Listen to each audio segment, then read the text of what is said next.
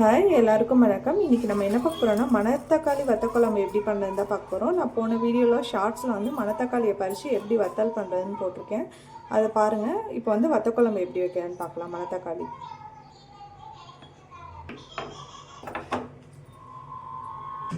இப்போது மணத்தக்காளி வத்தல் குழம்பு பண்ண ஸ்டவ் ஆன் பண்ணி பாத்திரம் வச்சுக்கலாம். இப்போது பாத்திரம் நல்லா ஹீட் ஆகிட்டு நல்லெண்ணெய் சேர்த்துக்கலாம்.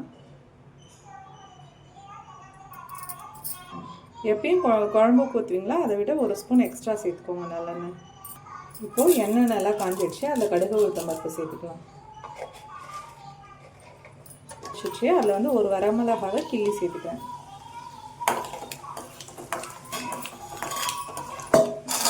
இப்போது அதில் வந்து சின்ன வெங்காயம் கட் பண்ணி சேர்த்துருக்கேன். இப்போது வெங்காயம் நல்லா வதங்கட்டும்.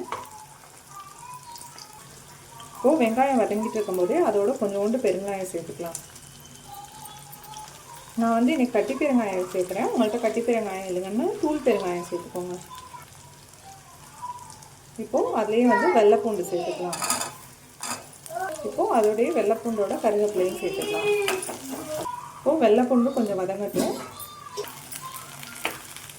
இப்போது அதுலேயே பார்த்தீங்கன்னா தக்காளி ஒன்று சேர்த்துக்கிறோம். ஒரே ஒரு தக்காளி மட்டும் சேர்த்துக்கோங்க. எதனால இதில் புளிக்கரைச்சல் சேர்க்கும், அதனால் வந்து ஒரே ஒரு தக்காளி மட்டும் சேர்த்துக்கிட்டா போதும்.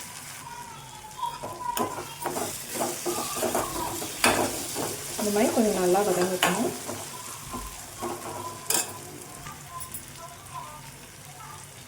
இப்போது அதில் வந்து ஒரு ஸ்பூன் அளவுக்கு ரெட் சில்லி பவுடர் சேர்த்துக்கிறோம். இப்போது அதே ஒரு ஸ்பூன் அளவுக்கு மல்லி பவுடர் சேர்த்துக்கிறேன். இப்போது அதுலேயே வந்து குழம்பு மிளகாய் தூள் சேர்த்துக்கிறோம். இப்போது அதுலேயே வந்து வெந்தய பவுட்ரு வந்து ஒரு அரை ஸ்பூன் சேர்த்துக்கலாம். இது எல்லாமே பார்த்திங்கன்னா உங்களுக்கு காரத்துக்கு தகுந்த மாதிரி சேர்த்துக்கோங்க. நான் வந்து எல்லாமே ஒரு ஸ்பூன் சொல்லியிருக்கேன். நீங்கள் காரம் கம்மியாக சாப்பிட்டீங்கன்னா கொஞ்சம் கம்மியாக சேர்த்துக்கோங்க. கொஞ்சம் நிறையா சாப்பிட்டீங்கன்னா கொஞ்சம் கூட சேர்த்துக்கோங்க. இப்போது இதில் வந்து புளிக்கரைச்சல் தண்ணியை சேர்த்துடலாம். நான் வந்து ஒரு சின்ன நெல்லிக்காய் சைஸ் அளவு புளியை வந்து ஒரு மணி நேரத்துக்கு முன்னாடியே ஊற வச்சாச்சு.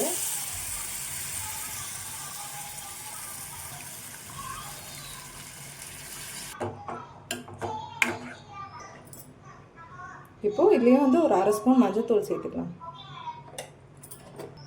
இப்போது குழம்புக்கு தேவையான அளவு உப்பு சேர்த்துக்கலாம்.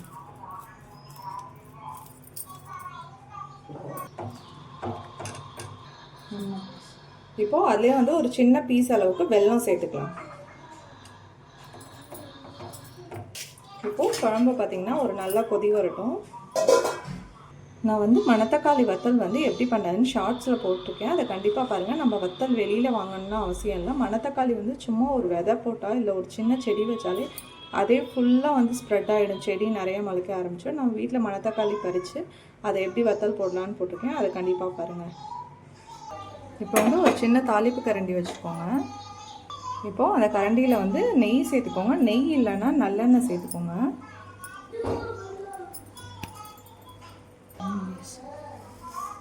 இப்போது பார்த்திங்கன்னா வந்து நெய் நல்லா காஞ்சிச்சு. அதில் வந்து நம்ம எடுத்து வச்சுருக்க மணத்தக்காளி வத்தலை சேர்த்துக்கோங்க.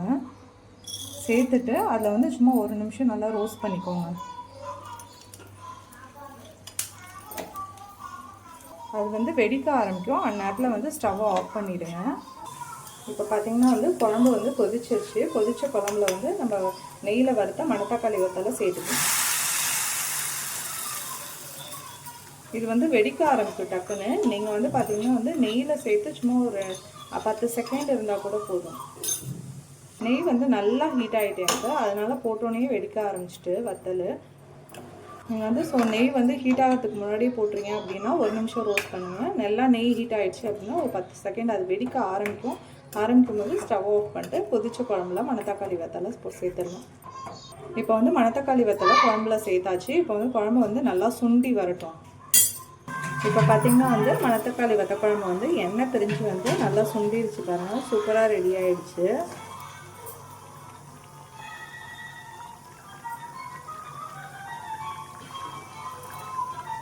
இப்போ ஸ்டவ் ஆஃப் பண்ணி சர்வ் பண்ணிடலாம். இப்போ பார்த்திங்கன்னா சாதம் போட்டு நம்மளோட குழம்பு எப்படி இருக்குன்னு பார்க்கலாம். பாருங்கள் நம்ம மணத்தக்காளி குழம்பு சூப்பராக இருக்குது பாருங்கள். சால்